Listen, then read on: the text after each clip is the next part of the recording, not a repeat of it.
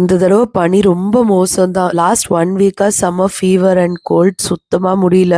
ஆனாலும் என்ன பண்றது? காலையில எழுந்து ஆதியாக்கு லஞ்ச் செஞ்சு தான் ஆகணும். பேக் பண்ணி குடுத்து தான் ஆகணும். காலையிலேயே ஃபர்ஸ்ட்டு பாத்திரம்லாம் எடுத்து வச்சுட்டு லஞ்ச் செய்ய ஆரம்பிச்சுட்டேன். ஏற்கனவே வின்டர் சீசன்னா காலையில நம்மளால எந்திரிக்க முடிய மாட்டேங்குது. பட் இப்ப இன்னும் கோல்ட் டேப்லெட் போடுறனால லேட் ஆயிடுது. ரைஸ் வடிக்க டைம் இல்லன்னு சொல்லிட்டு பாலக் சப்பாத்தியும், தாலும் தான் செஞ்சு தரலான்னு முடிவு பண்ணியிருந்தேன். தால்க்கு நான் வந்து பாசிப்பருப்பு, மசூர் தால், துவரம் பருப்பு ஈக்குவல் குவான்டிட்டில எடுத்திருந்தேன். அதுல தக்காளி, பச்சை மிளகாய், மஞ்சத்தூள், பெருங்காயத்தூள், வெந்தயம் போட்டு வேக வச்சாச்சு. பாலக் சப்பாத்திக்கு பாலக்கீரையை சுடு தண்ணியில பிளான்ச் பண்ணி எடுத்துட்டு பச்சை தண்ணியில போட்டு எடுத்துக்கலாம்.